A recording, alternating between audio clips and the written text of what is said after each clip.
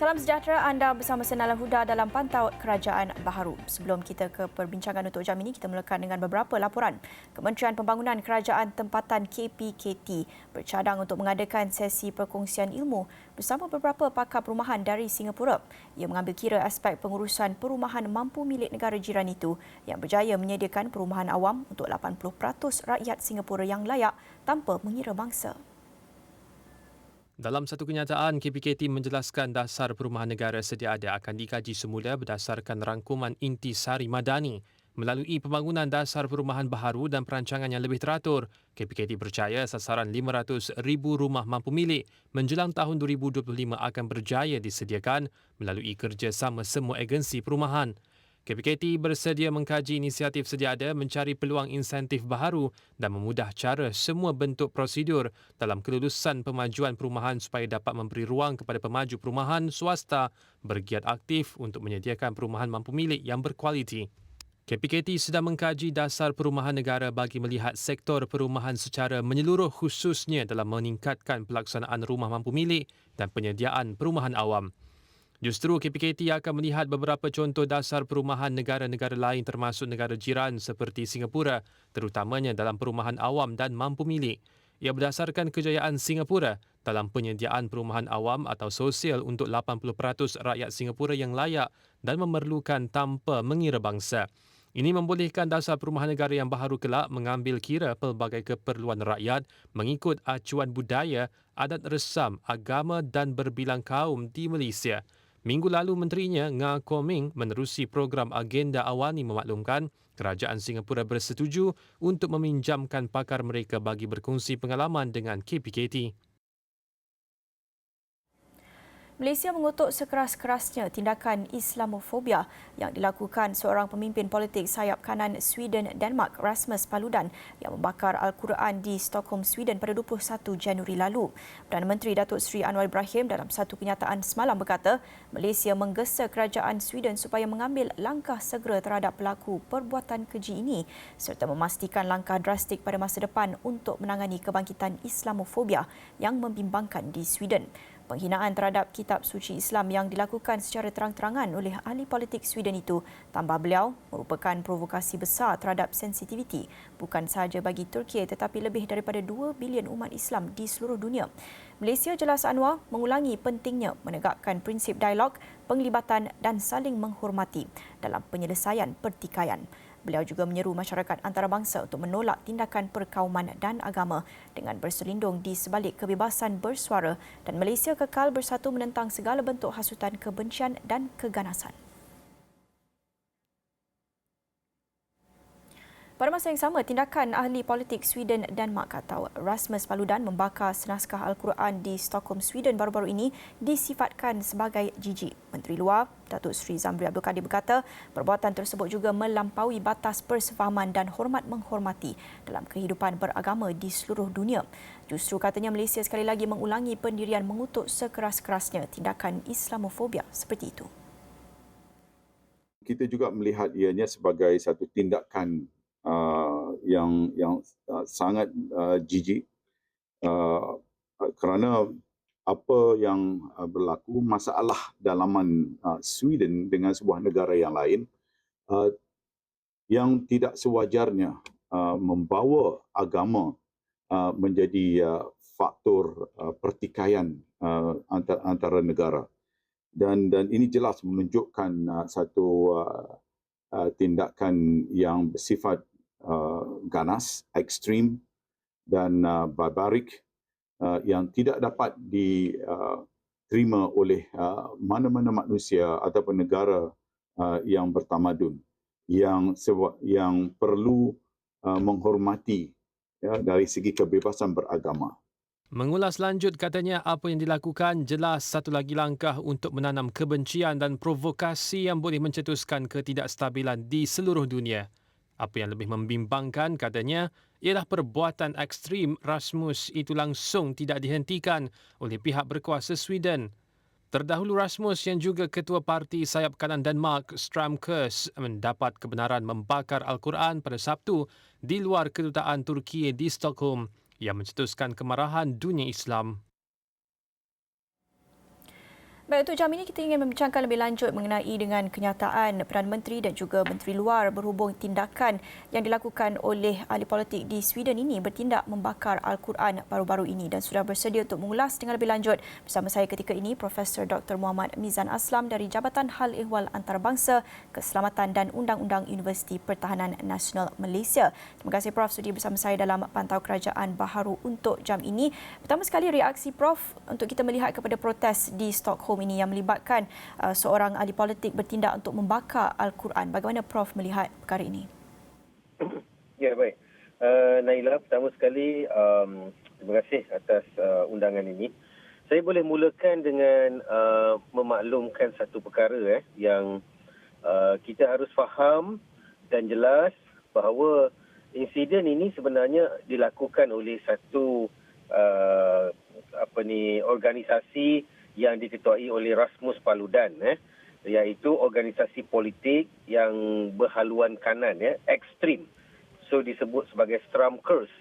Jadi di barat, termasuklah di Sweden ini, mereka membenarkan wujudnya parti-parti yang berhaluan kanan, yang keras dan juga yang ekstrim. Dan parti-parti ini mereka juga bukan saja parti politik, malah NGO atau apa sahaja boleh melakukan apa sahaja tindakan yang bersifat kebencian, bersifat penghinaan, seperti yang berlaku terhadap pembakaran Al-Quran baru-baru ini. Jadi mereka melakukannya atas nama kebebasan bersuara, kebebasan asasi, hak asasi dan sebagainya. Jadi inilah yang telah menimbulkan satu konflik yang amat keras, dan juga hasilnya hubungan di antara negara Sweden dan negara-negara Islam menjadi tegang.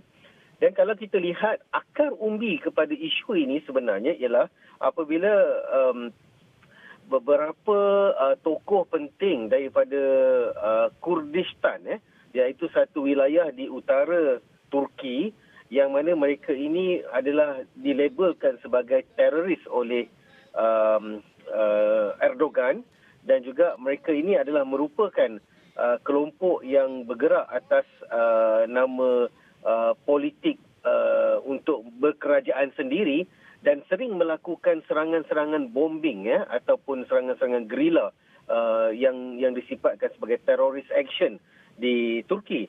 Dan mereka ini kebanyakannya lari dan tinggal diberikan suaka politik di Sweden. Dan kemudian apabila Erdogan meminta supaya figur-figur itu dipulangkan ataupun tidak diberikan pelindungan oleh Sweden, dan ketika itulah Stramkurs ini, Rasmus Paludan menggunakan parti politik beliau itu mempertahankan kelompok-kelompok ini.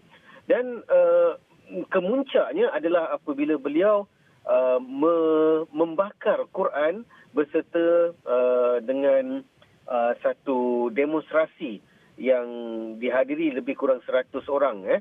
Dan salah satu daripada agenda dalam acara tersebut adalah dengan membakar Quran, dan ianya diberikan permit oleh kerajaan Sweden. Maka inilah yang telah mencetuskan satu konflik, dan ini seperti kelihatan kerajaan Sweden yang diketuai oleh Magdalena Andersson memberikan blessing ataupun kebenaran dan juga support kepada usaha ini, dan akibatnya timbullah isu yang lebih meruncing yang bukan saja melibatkan di antara Turki dan Sweden, malah melibatkan semua negara-negara Islam termasuklah Malaysia. Ya. Ya. Prof, menarik apabila Prof kaitkan insiden ini dengan politik yang berlaku di Turki membabitkan wilayah Kurdistan. Itu kita akan sentuh kemudian. Tapi pertama sekali saya kira kita perlu fahami juga politik yang berlaku di negara-negara Nordik, negara-negara Skandinavia ini, kerana kalau kita lihat ahli politik yang sama, Rasmus Paludan ini pernah cetuskan provokasi berulang kali. Kalau kita lihat tahun lepas, beliau berkata akan bertindak membakar Al-Quran. Ini kita lihat mencetuskan kemarahan segelintir pihak dan tercetusnya rusuhan besar-besaran. Sementara itu, pembakaran Al-Quran ini juga pernah berlaku di Norway 2019, Denmark 2017. Jadi bagaimana untuk kita fahami politik ekstremis ataupun politik sayap kanan yang ekstrim ini di negara-negara Skandinavia atau Nordik? saya melihat ini adalah satu bukti kegagalan demokrasi acuan Barat sebenarnya. Jadi Barat bergerak atas nama kebebasan bersuara, kebebasan berhimpun, kebebasan untuk menyatakan pandangan dan sebagainya yang dinamakan sebagai human rights ataupun kebebasan dan lain-lain lah yang diiktiraf oleh mereka. Dan kita lihat kebebasan begitu sebenarnya amat diperjuangkan oleh negara-negara Skandinavia, ya. Dan maka disebabkan itulah kita ada ramai sebenarnya pejuang-pejuang bersifat pemberontak dan sebagainya daripada seluruh dunia, termasuk daripada negara-negara jiran kita di Asia Tenggara ini pun sebenarnya diberikan perlindungan oleh Sweden, Norway dan juga Finland, ya. Maka ini telah menjadikan bahawa kawasan ataupun negara mereka itu adalah sebagai satu syurga untuk kelompok-kelompok ini tinggal. Dan akibatnya negara-negara Skandinavia ini melahirkan satu kelompok yang ekstrim, yang memperjuangkan perkara-perkara yang dianggap sangat waras pada pemikiran mereka, tetapi mengenepikan unsur-unsur berkaitan dengan agama, berkaitan dengan sopan santun, tata susila dan sebagainya, ya. Jadi itulah yang kita dapat lihat apabila negara-negara Skandinavia ini berulang kali membenarkan tindakan-tindakan yang Naila sebut tadi, di Denmark, di Sweden, di Norway sebelum ini pembakaran Quran dan lain-lain. Memang Rasmus sendiri menyatakan tahun lalu bahawa beliau akan membuat satu tour sepanjang Ramadan untuk membakar Quran. Jadi ini menunjukkan bahawa tindakan ini sebenarnya digerakkan atas nama kemanusiaan dan sebagainya, dan dalam masa yang sama diberikan perlindungan oleh kerajaan mereka, dan inilah yang dilihat sebagai benar pada kaca mata mereka.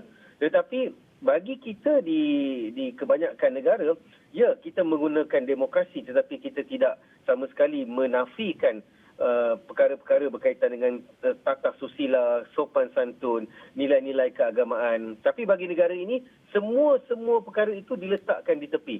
Mereka betul-betul bergerak atas nama human right ataupun nilai kemanusiaan mengatasi segala-galanya. Ya, tadi Prof ada menyentuh mengenai dengan kepentingan negara Turki berhubung dengan perkara ini dan juga berkait dengan wilayah Kurdistan. Jadi kalau kita nak lihat dari sudut geopolitik pula, negara-negara Nordik, Skandinavia yang kita bincangkan, Sweden, Denmark dan Norway sekarang ini, mereka sebenarnya memerlukan sokongan negara-negara anggota NATO, antaranya termasuk Turki, untuk mereka menyertai NATO. Tapi sekarang ini kita lihat Turki telah pun membatalkan lawatan oleh Ketua Pertahanan Sweden, lawatan ke Ankara selepas berlakunya protes pembakaran Al-Quran ini. Jadi kalau kita nak lihat dalam konteks penyertaan NATO, sekarang ini bagaimana negara-negara Nordik ini nak pulihkan hubungan ketegangan yang berlaku yang tercetus bersama dengan Turki, dan apa kesannya kepada negara-negara ini untuk menyertai NATO? Ya, ini satu perkara yang menarik juga sebab kita faham bahawa ada dua negara yang menunggu sedang beratur untuk masuk ke gabungan NATO, iaitu Sweden dan juga Norway. Jadi kedua-dua negara ini sebenarnya akan dibenarkan masuk ke dalam gabungan NATO ini apabila kesemua negara kesatuan NATO itu bersetuju. Jadi di sinilah mereka sebenarnya tidak memahami bahawa mereka gagal untuk mendapatkan sokongan daripada Turki yang juga merupakan salah satu daripada negara gabungan NATO, ya. Jadi ini adalah saya lihat ianya sebagai kegagalan Sweden dalam memahami geopolitik antarabangsa dan juga kita panggil berhemah ataupun bertoleransi dalam mendapatkan sokongan. Jadi mereka amat memerlukan sokongan terutama sekali Turki untuk masuk ke dalam gabungan tersebut. Tapi dalam masa yang sama mereka tidak menjaga kita panggil menjaga hati, menjaga hubungan baik, menjaga diplomatic relation dan lain-lain. Jadi ini telah memberikan satu masalah kepada Sweden itu sendiri, ya. Jadi mereka terperangkap sebenarnya, Sweden terperangkap di antara perjuangan atas nama hak asasi ataupun mereka berjuang untuk memasukkan negara mereka ke dalam kesatuan NATO itu sendiri. Ya. Dan di sinilah cabaran yang seterusnya adalah seperti Perdana Menteri mereka Magdalena Andersson untuk mendapatkan semula kepercayaan dan juga sokongan. Jadi saya tidak fikir perkara itu akan berlaku dalam masa yang terdekat. Malah pastinya konflik yang lebih besar boleh tercetus, ya. Seperti yang disebutkan juga oleh Naila tadi, apabila lawatan yang sepatutnya dilakukan oleh Johnson, iaitu Menteri Pertahanan Sweden pada 27 hari bulan Januari ke Turki telah dibatalkan. Jadi kalau tidak diberikan perhatian yang serius, ianya boleh melibatkan kepada hubungan diplomatik. Ya. Malah duta Sweden di Turki, di Ankara juga telah dipanggil untuk memberikan penjelasan kepada isu tersebut. Jadi kita lihat ini adalah satu lagi bentuk kegagalan, terutama sekali Sweden untuk memahami geopolitik yang lebih besar dan juga mengelakkan konflik sesama negara dalam kesatuan NATO, dan seterusnya mereka gagal untuk mendapat sokongan. Jadi saya tidak fikir mereka boleh memperolehinya dalam masa yang terdekat. Okay, banyak lagi yang kita nak bincangkan, Prof, khususnya mengenai dengan kenyataan Perdana Menteri semalam Malaysia menggesa kerajaan Sweden untuk mengambil langkah drastik pada masa depan untuk tangani kebangkitan Islamofobia yang membimbangkan di Sweden. Itu kita akan bincangkan selepas ini, tapi kita akan berhenti rehat seketika. Jangan ke mana-mana.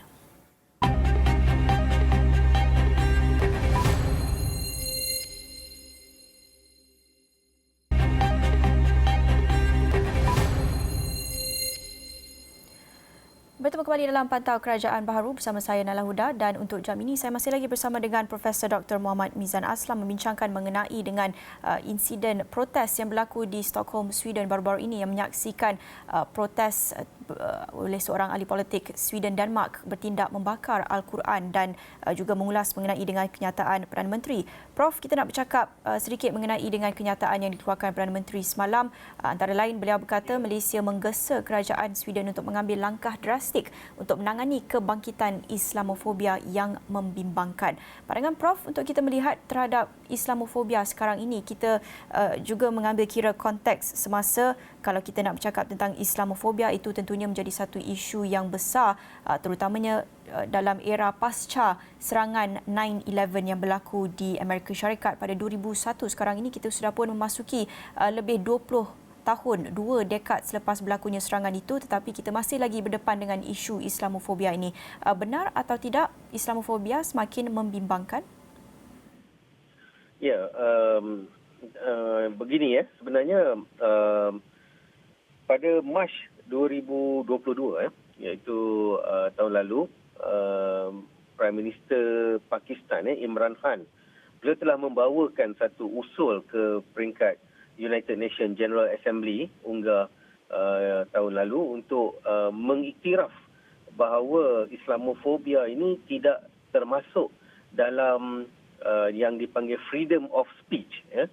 Malah beliau juga telah memberikan satu cadangan dan dijadikan sebagai resolusi dalam persidangan United Nations tersebut bahawa satu hari yang disebut sebagai International Day to Combat Islamophobia juga diwujudkan. Dan rata-rata negara Islam, terutama sekali melalui platform OIC, telah bersetuju terhadap resolusi yang dibawa oleh Pakistan ini. Dan kita lihat ini adalah sebagai satu usaha yang dilakukan atas sebab apa? Sebab besarnya impak Islamofobia ini ke atas dunia, terutama sekali dunia barat. Dan kita lihat sebenarnya memang trend, saya pun mengikuti trend dan juga kita lihat daripada segi peratusan Islamofobia ini meningkat sangat mendadak di Eropah, terutama sekali dengan lahirnya lebih banyak kelompok-kelompok yang kita panggil radical extreme dan juga far right extreme movement yang daripada parti politik maupun parti NGO, CSO dan sebagainya. So kelompok-kelompok ini telah memperjuangkan apa sahaja kepentingan bangsa, agama yang digerakkan atas nama freedom of right dan sebagainya dengan melakukan penghinaan, kekejian dan juga melakukan serangan terhadap Islam dan juga mereka melakukannya juga kepada agama lain tetapi yang lebihnya adalah kepada agama Islam kerana dilihat ancaman yang cukup besar di barat pada ketika ini, terutama sekali dengan jumlah peratusan kelahiran Muslim yang besar di Eropah dan juga statistik yang didedahkan tentang jumlah Muslim yang satu hari nanti akan menjadi majoriti di beberapa negara seperti England dan juga Jerman. Maka secara tidak langsung gerakan-gerakan yang bersifat tidak rasmi malah yang dirasmikan juga menjadi semakin besar dan mereka bergerak untuk melahirkan satu perasaan ketakutan di kalangan masyarakat barat terhadap Islam. Jadi lahirlah kebencian, lahirlah kecurigaan dan sebagainya. Maka kita dapat lihat di mana-mana orang Islam itu sentiasa dimusuhi ataupun menjadi subjek untuk diserang dan lain-lain. Tetapi perkara itu kita dapat lihat akan berubah apabila mereka maknanya menyelami ataupun berkawan ataupun macam tempoh hari hadir ke kejohanan World Cup di Qatar, mereka melihat inilah sisi Islam yang sebenar. Tetapi selagi mereka tinggal di barat, Islamofobia itu dikembangkan bukan setakat dalam ceramah-ceramah ataupun dalam program politik mereka, malah dikembangkan juga melalui media cetak, media massa dan sebagainya. Maka akhirnya Islam itu akan sentiasa dilihat buruk, Islamofobia akan semakin berkembang pesat dan kita menjangkakan bahawa siri-siri pertembungan akan berlaku jika perkara ini tidak diambil tindakan secara serius. Sebagaimana yang kita lihat, selalunya apabila berlaku serangan seperti pembakaran Quran ini, akan diikuti pula dengan demonstrasi sehingga boleh melakukan anarki, pembakaran terhadap aset-aset kerajaan dan sebagainya. Ya. Prof, Perdana Menteri semalam juga ada menyatakan peningkatan kadar ucapan benci ataupun hate speech terhadap kepercayaan atau etnik juga sangat membimbangkan. Saya kira penting juga untuk kita fahami ucapan benci, kebencian ataupun perkauman ini kaitannya dengan politik tempatan. Misalnya kalau kita nak lihat contoh di Sweden misalnya, seperti Malaysia juga, mereka juga baru saja mengadakan pilihan raya pada September lepas. Penting untuk kita fahami kaitannya antara kebencian perkauman ini dengan politik tempatan, sentimen dan naratif yang diketengahkan oleh kepentingan parti-parti politik ataupun ahli politik tertentu. Kaitannya dengan politik tempatan itu penting. Untuk Malaysia pula, untuk kita mengutuk dan untuk kita mengecam tindakan ekstremis, tindakan perkauman dan kebencian ini, penting untuk kita menunjukkan contoh yang baik, untuk kita amalkan perkara yang sama, walk the talk. Kalau kita nak bercakap tentang ucapan benci, kebencian itu juga satu perkara yang tercetus ketika berlakunya keadaan politik yang memuncak ataupun ketika berlakunya pilihan raya misalnya. Apa pentingnya untuk kita juga mengamalkan apa yang kita nasihatkan dan sarankan kepada negara lain dan kepada masyarakat antarabangsa? Ya, Naila, ini satu soalan yang baiklah untuk saya berkongsi dengan penonton, pendengar dan sebagainya. Kita harus sedar bahawa sebenarnya di Malaysia juga kita tidak jauh daripada mengamalkan politik yang sebegini rupa oleh kelompok-kelompok tertentu, oleh parti politik tertentu yang sentiasa menaikkan api kebencian, permusuhan, mewujudkan perasaan sentimen seperti dia mungkin di Malaysia bukan Islamofobia tetapi lebih kepada mungkin China-fobia, Buddhist-fobia, Kristiania-fobia dan sebagainya. Jadi di peringkat non-Muslim pun mereka juga akan melahirkan sentimen seperti Islamofobia juga di kalangan mereka. Maka kita lihat sebenarnya unsur-unsur ini ada dalam masyarakat kita. Saya bukan bercakap kosong kerana melalui daripada data, melalui ucapan-ucapan, melalui kita panggil ceramah-ceramah oleh ahli-ahli politik, ketua-ketua parti politik dan sebagainya, jelas kelihatan unsur-unsur ini dimainkan untuk kepentingan politik masing-masing. Tetapi isunya di sini, adakah ianya perlu untuk negara ini, ataupun kita tidak belajar daripada apa yang berlaku di Sweden, ataupun kita bersetuju untuk bermain dengan naratif ini bagi kelangsungan kuasa dan sebagainya. Maka di sinilah kita lihat bahawa perlunya satu keadaan yang mana satunya undang-undang yang lebih kita panggil tuntas untuk menangani kelompok-kelompok yang bermain dengan perkara-perkara sebegini. Yang keduanya adalah dengan melakukan tangkapan ataupun pembersihan. Yang ini kita sebut sebagai counter. Maknanya kita perlu lawan secara segera kerana ini short term solution. Dan kemudian kita perlu nurture dan juga kita kena educate. Yang ini untuk long term.